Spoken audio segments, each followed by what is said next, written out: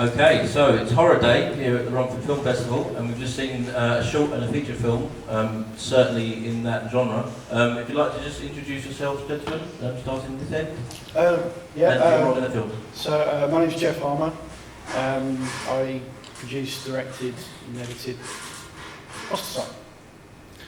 My name is Dan Keeble, and I directed the short film at the start, See What She Did, also wrote it and produced it. Wonderful stuff. First question to yourself, Geoff. We met very, very briefly outside. Yeah. Very, very briefly. You seem like quite a regular guy. What on earth? Where did this come from? Well, I do a lot of comedy and sort of stuff like that, and then someone just said to me, you kind of need to make something at the complete opposite end of the spectrum. Yeah. So I wanted to make something that was bleak, uncomfortable, nasty, gritty, that type of thing, and that's kind of where it started, really. So, yeah. Can we, we've got to ask this question, can we ask about the stonking erection line, please? The stonk what? The stonking erection and the prosthetic. Oh, that! Yes, sorry. yes. Yeah, so... that's got to be the first question. Do you know what, I mean, on IMDb, we put down that the film cost us £1,000 to make. It didn't. It cost us 30 quid. Because no one was paid, we didn't pay expenses, nothing, everyone just did it out for the love. Yeah. And the only thing that cost us money was the prosthetic willy. And loving that she made two, Jen, who one that we chopped in half. You can never have too many, can you? I know. Because we had to have one in his mouth, you see. You don't see that. That was the original ending. Right. So the original ending, Sure.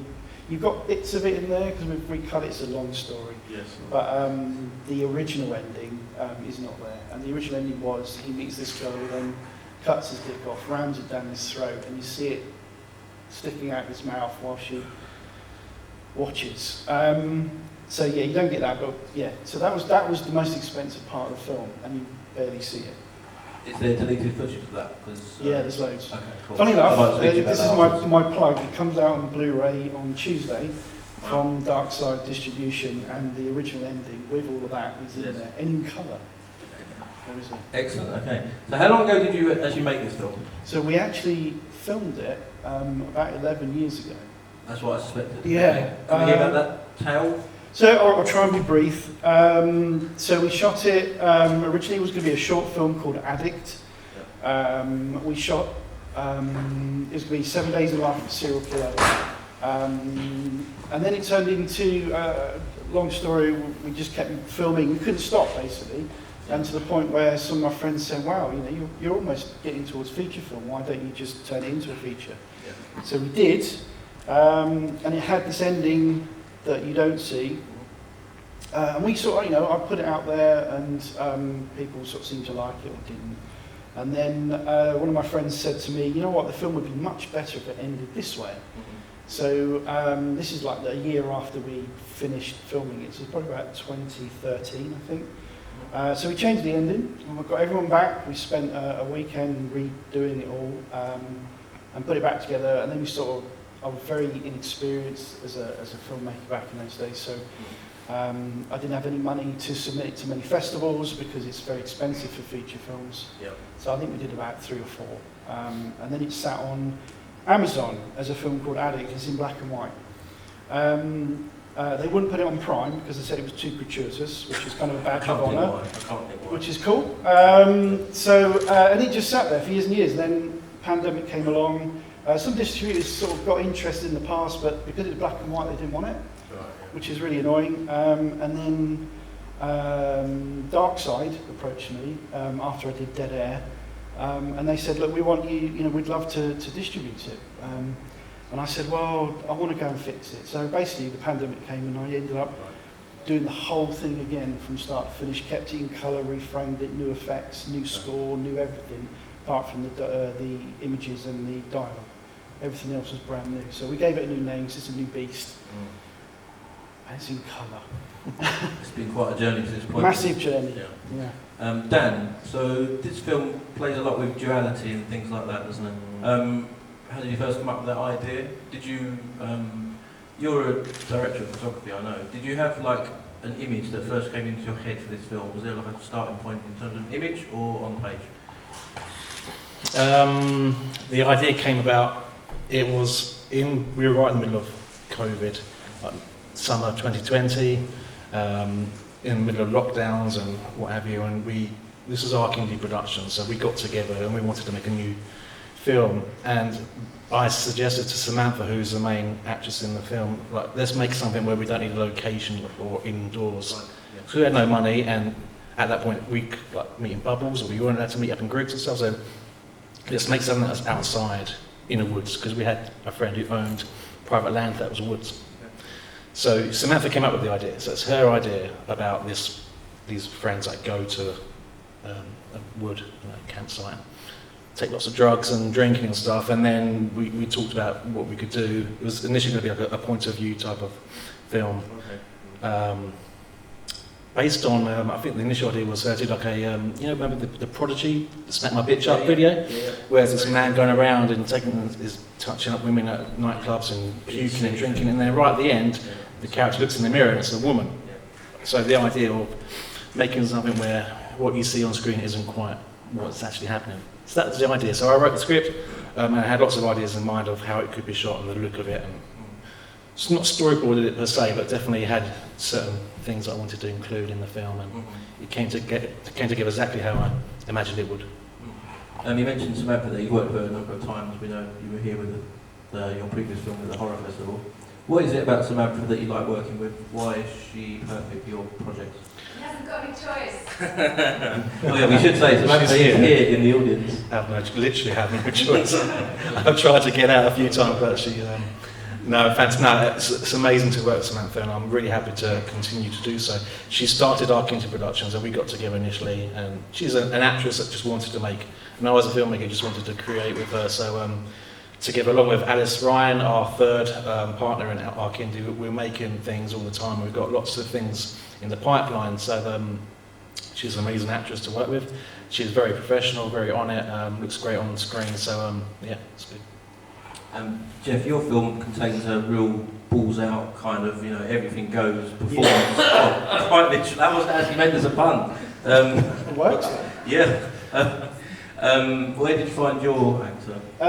Paul, I worked on a short film called A Dark Shade of Red, which Paul was the star of. I don't know where the director found him, but I live in Basingstoke and he lives in Basingstoke. And whilst I was working on that, I said to him, man, I love your performance.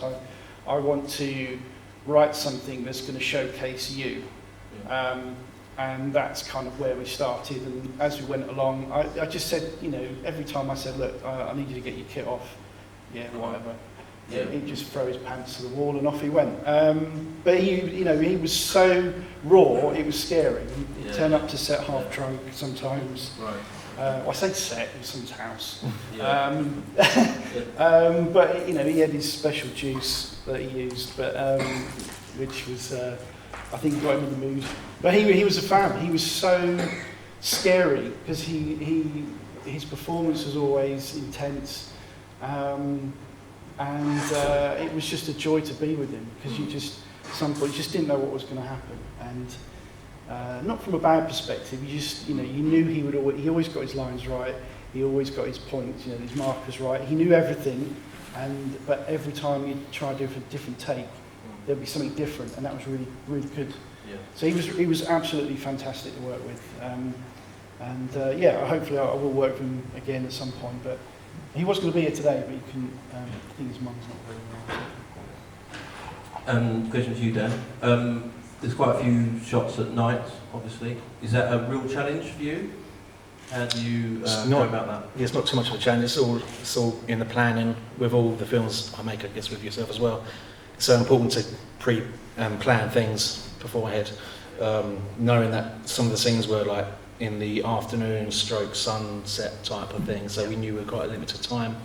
So I planned it in a way that certain scenes were shot as they needed to be, daylight time, and then the bulk of the film, or the nightmare sequence, and the partying is in the evening at night. So when we filmed, this was around early September, I think it was, in 2020.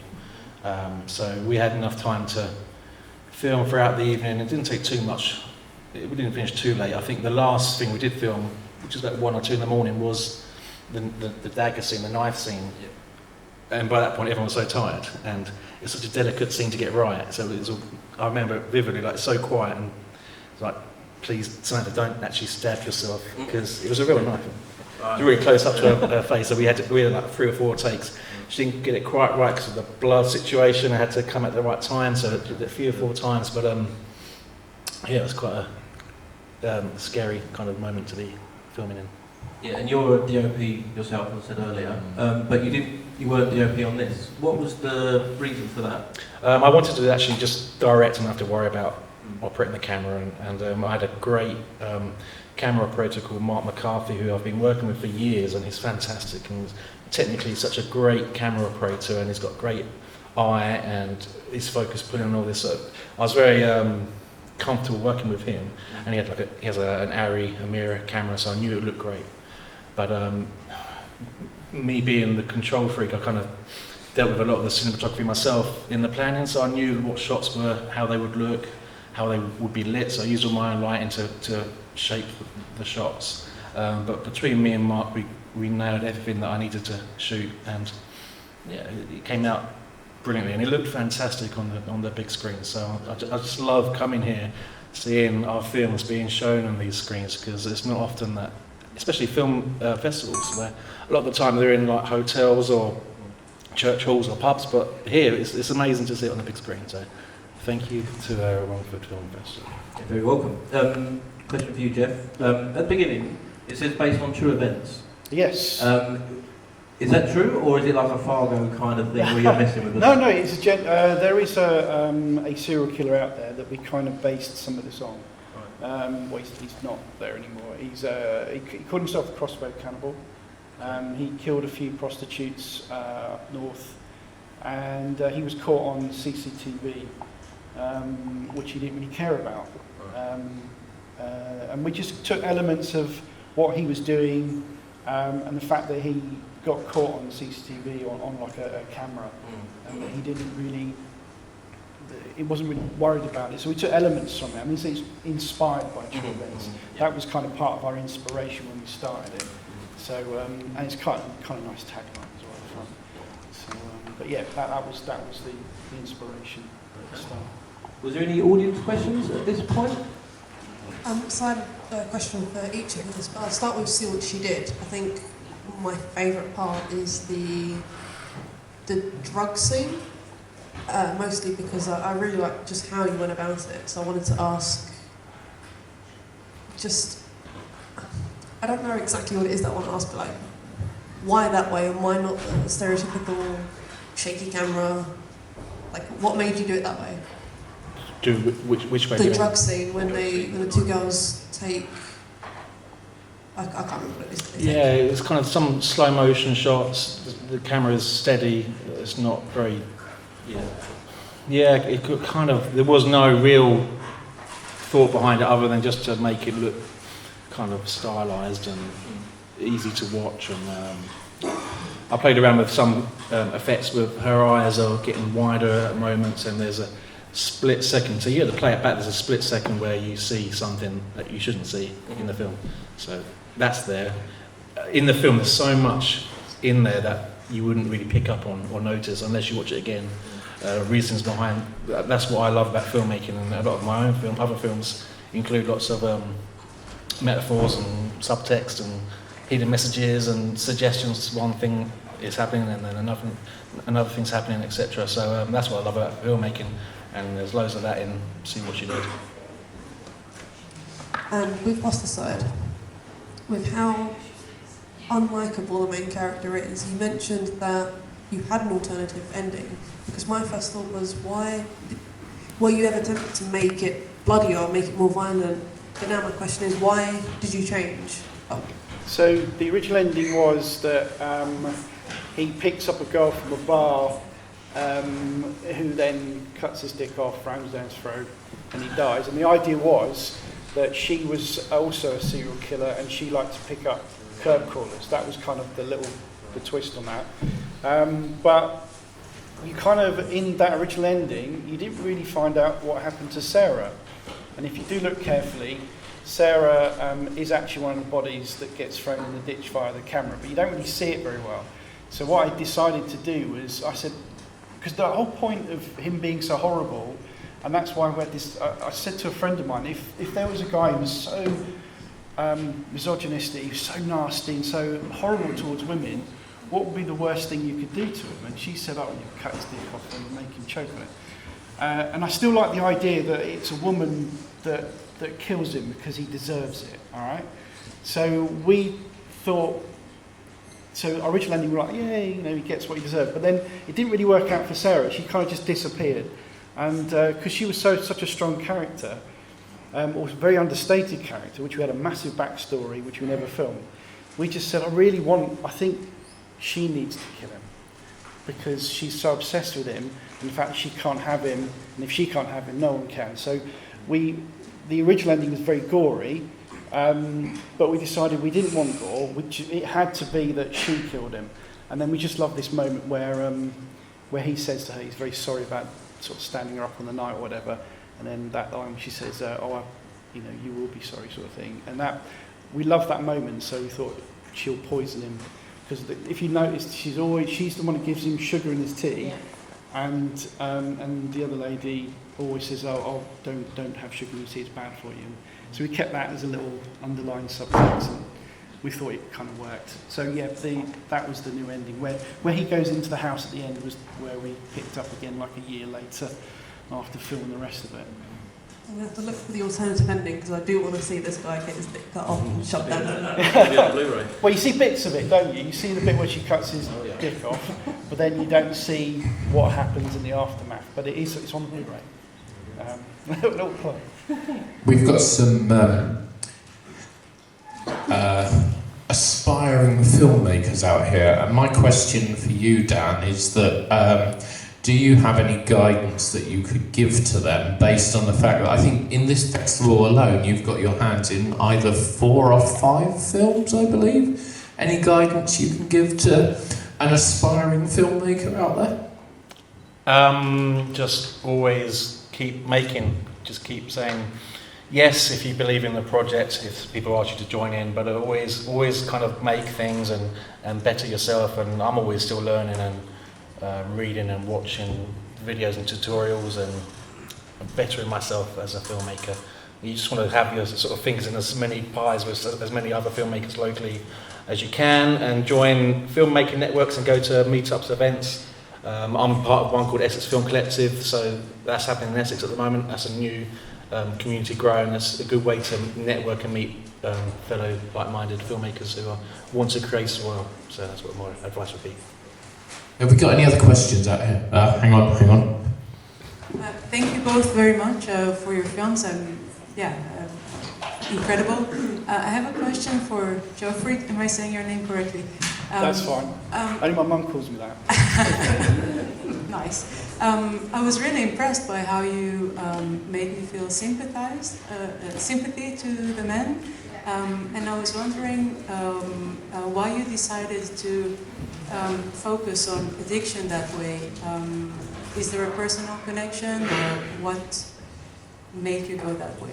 So when we started it as a short film, and it was going to be called Addicts, the whole point was we didn't want people to work out what he was addicted to.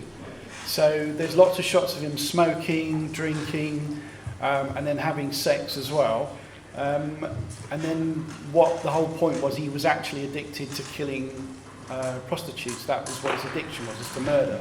So, but we didn't want people to realise that until right near the end. There was a big montage of him killing lots of different people. So that was our original intention. And then obviously it sort of gets spread a lot thicker or wider apart in the feature, because we went sort of feature length rather than into like a 10-minute short. So there was I'm not addicted to anything, maybe watching movies. No, I thought it was done so well. I think many men have issues with their masculinity. That was quite common to see on your character, and to realize he's a murderer was almost a surprise. I mean, I think some of what you're saying sort of comes out in the video diary sections. And the video diaries, what I did with Paul was we had the script, he knew what was happening, and I said, right, I gave him a video camera. I said, right, off you go. I want you to just random video diaries, make them about some of the sequences that were about to happen, make some completely nonsensical, just rubbish. And he gave me back about 5 hours worth of these video diaries that I had to catalogue and pick out the bits that I thought were sort of interesting. Some of it I couldn't use, a lot of it I couldn't use. There's some really cool stuff, you know. But, and he, I don't know, Paul is a lovely guy, but, you know, he's, well, last time I spoke, he was still single. So maybe, I think some of his, I don't want to make him sound to be a serial killer. I think some of his insecurities maybe were coming out without him knowing, and I've just really honed in on some of those. Yeah, extremely smartly done, so thank you very much. You're welcome. Hi, it's a question for Dan. Dan, I know you've... why are you smiling at? I know you're a very accomplished editor as well. Did you have a vision before you actually shot it in regard to the style of cutting? Because it kind of starts off, we've got a lot of very quick cuts going on, which are highly effective. But when it gets to the stuff that's really tense and atmospheric and we're not sure what's going to happen, you slow the cuts down considerably. Was that something you had in mind before, or did that happen in the edit? Definitely had it in mind at the start. It just helps with the contrast and the duality of the story and how things change, and changes with the tone of that moment in the film. Obviously the music changes, the whole thing is, I call it the nightmare sequence, and it's her dream of the moment there where she does the slicing of the face into, but it had to be different to what we've seen beforehand with the party scene. So it was definitely intentional to play around with the edit and the cuts. Thank you. And we need to wrap it there. Okay, so gentlemen, thank you so much for coming to meet your film, and yeah, thank you for coming to the Romford Film Festival. Just round of applause, please.